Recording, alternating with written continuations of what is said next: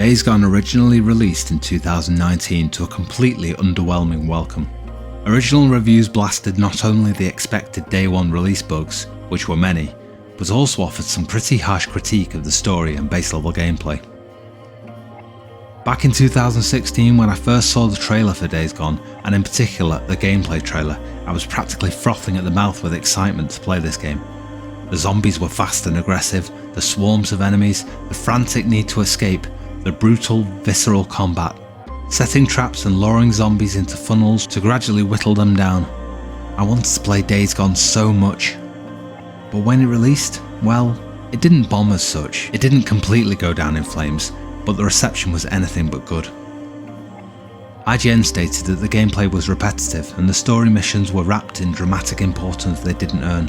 Metacritic gave it a score of 71, which is a damn sight lower than what I'd hoped for. I was pretty disappointed. As such, I didn't play it. I wasn't making YouTube videos back then, so I believed the reviews I saw and thought I'd wait before spending my hard-earned cash on a game that, if the reviews were to be believed, was half-baked at best. The problem is, that kind of disappointment, for me at least, sticks. The feeling of being let down hits hard and doesn't go away easily. You quickly move on to other games and tentatively pin your hopes on something else off in the distance. Now if you're watching this video, then maybe you're like me and you waited, but then completely forgot the game existed. Or maybe you picked it up and encountered some of the many bugs littered throughout the game and put it down shortly afterwards. Or perhaps you were one of the few that saw past the bugs and hammered your way through it and loved it, and you're here to tell others your thoughts. Feel free to leave your thoughts in the comments, by the way. I'll be giving you my 2 cents, so it's only fair you have your say too. I'm returning to Days Gone nearly 3 years after its original release. It's been patched and had plenty of new content added during that time. Bend Studios have not been idle. It's also since released on PC in May 2021 and actually hit number 1 in terms of sales on Steam in its first week. Bend Studios stated that the game sold more copies than any other game they've ever made, but despite that, if word on the grapevine is to be believed, Sony, who have been unwilling to release their sales figures on the game, have shot down the idea of making a sequel to Days Gone.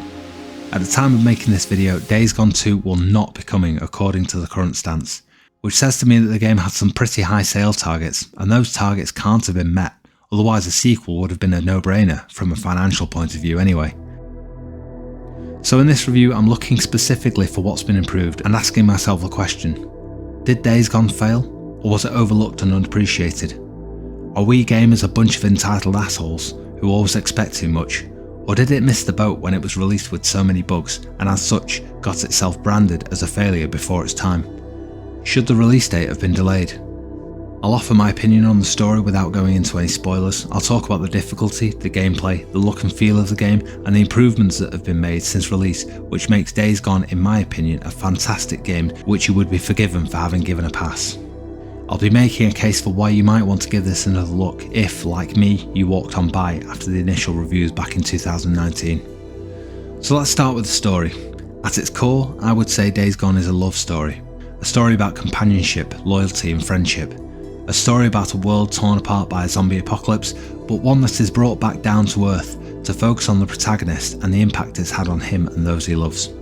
I won't get into the details of how the story develops, but what I will say is that for those who've stated that the story either A, takes itself too seriously, or B, peaked too soon, I personally don't agree.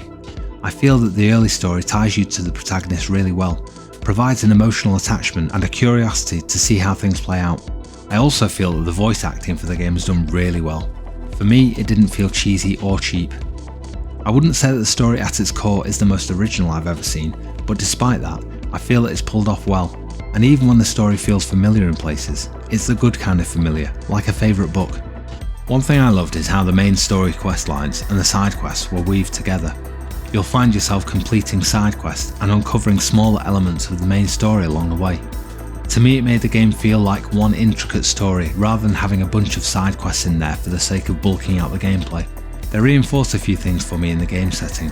The fact that the communities are understandably small, that people know one another, and that when you take some action during the game, the impacts of those actions are wider reaching than you may at first expect.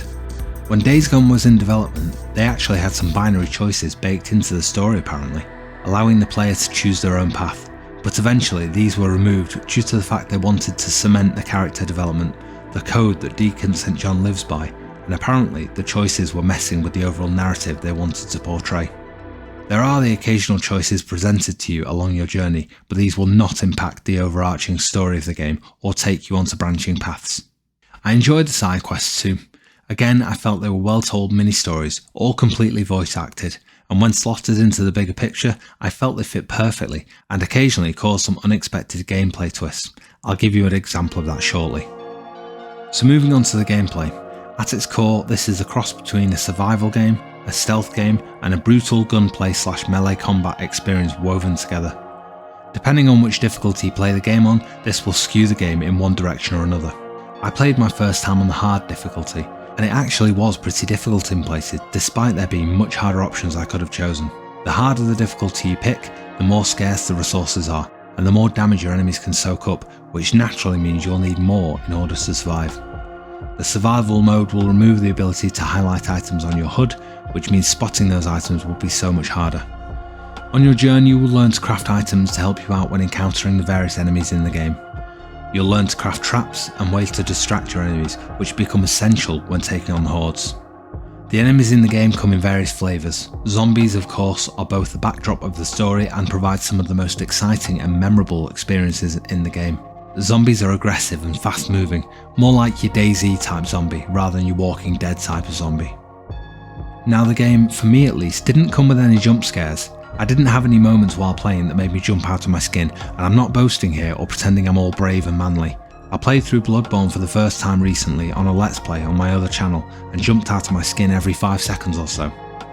But while Days Gone didn't make me jump as such, it did a fantastic job of keeping my level of tension at certain points right at its peak.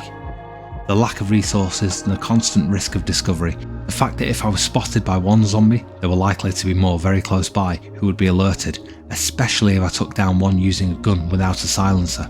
The fact that my stamina bar wouldn't let me outrun a slow moving zombie, and knowing he'd be right behind me and that I'd almost inevitably have to turn and face him eventually, and any others he picked up along the way. Knowing that if my melee weapon broke mid-fight, I'd very quickly be out of options. It kept me right on the edge of my seat during certain encounters. I loved the horde battles too, knowing that to just run and shooting would quickly see me dead, and that planning my attack was the only hope for getting a win. Stocking up on supplies beforehand is key, sneaking around and planting traps and planning my route of escape to lure the horde into funnels or attracting them to certain areas to either let me escape or have them right where I want them for a massive explosion. All of that was a fantastic experience. The thrill of winning against so many and seeing my plan come off perfectly, or watching it all go horribly wrong and trying to run and having so many right on my tail. Really memorable gaming experiences. One really tense moment was pretty early on, a seemingly innocent hunting trip to find some meat for a friend. I stumbled into my first horde and was completely unequipped to deal with them. Low on resources, my bike was on the other side of the horde, and my goal for the mission was right amongst the milling zombies. And while there were only a few in the immediate area once I'd snuck past, I knew that those ones could easily bring down the entire group on my head if I made one wrong move. The other type of enemies are humans, rogue elements and other factions who are murderers and worse, preying on the innocent. There are camps littered around filled with these scum. They're immediately hostile and well equipped. They will engage from pretty far off, so you need to park up your bike at some distance, ideally behind cover. You'll encounter snipers and gunmen who will try to flank you or sometimes charge straight up to enter melee range. You'll also run into wolves and the occasional bear, and the bears in particular are really tough to take down, especially if you're low on supplies. The character development comes in the form of improving your melee abilities, your ranged combat and your survival skills as you level up. Most of these abilities find you improving on quality of life, which will make your time easier as you make progress. You'll be able to do things like repair your weapons out in the field, hit harder and focus for longer, which all proved to be essential skills as the game developed. On top of this, you'll pick up better equipment and weapons to keep as your own. Any weapon can be picked up and used if you take one from an enemy or find it out in the world, but if you drop it then it's gone. But if you buy a weapon, you'll be able to grab it from any gun locker dotted around the world. You can find Nero camps dotted around the map which will allow you to periodically add to your health bar, your stamina bar or your focus. You can also pimp out your bike for faster movement, more traction, a larger petrol tank so you can travel for longer without needing a refill, or a quieter engine so you attract less attention on the roads, more storage, etc. It provides another layer of progression, accomplishment and quality of life. Overall the gameplay is pretty slick, The gunplay elements reminded me a lot of The Division 2, and I loved the focus ability, which allows you to slow down time for short periods of time while taking aim, allowing you to get those essential headshots and save your ammo. The melee is brutal, and although I feel that other games do melee better, Middle-earth Shadow of War for example, the melee is really pretty decent.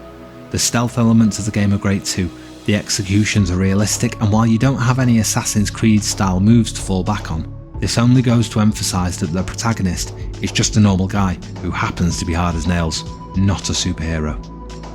The way the game allows you to quick save whenever you're at your bike and out of combat is a nice touch, and something you should take advantage of frequently. The fast travel option has also been done really well.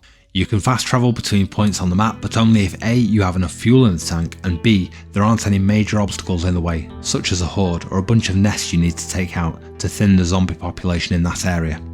Outside of the main game and story progression, there are also challenge modes which will allow you to jump straight in and start messing around with the entire toy box, access to all the weapons and combat options. This is a nice touch.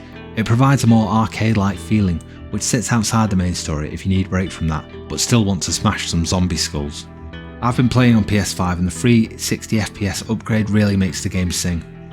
There was still the occasional bug here and there, but nothing completely game breaking, more the sort of thing that makes you chuckle. One example for me was fighting a guy on the edge of a drop. I tried to bash his skull in, and instead of falling off the cliff, he jumped about 10 feet in the air and then reappeared in a previous location. Weird, but not exactly the end of the world. I only encountered a few of these bugs. They were infrequent and didn't ruin the experience for me personally. Days Gone for me was a fantastic gaming experience. I can't honestly point to another game that made me feel quite as tense and kept me in that state of high alert in the same way. The sense of urgency while being chased, or watching my plan of attack either blossom or fall to ruin before my eyes. The world felt alive to me and at certain points felt really dangerous, even during the relative safety of driving around on my bike. The radio chatter when travelling was a nice touch to help fill in more about the world's law and politics. The chatter can get a bit much at times, but you have the option to shut this down whenever you like. Overall, I would definitely say that Days Gone is worth a look if you haven't tried it already. The vast majority of the bugs complained about at launch have been squashed, and there is a bunch of new content to play around with. You'll most likely pick it up on sale too. Check out the links in the description. I've left 2 links for the boys and girls who want to pick this up on Steam. Both are for websites which regularly have Days Gone and loads of other games available on sale. Worth checking to see if you can pick up a bargain. I hope you found this useful. Leave me a like and comment if you don't mind, sub if you're new, and I'll wrap it up there. Thanks for watching, take care, stay safe, bye bye now.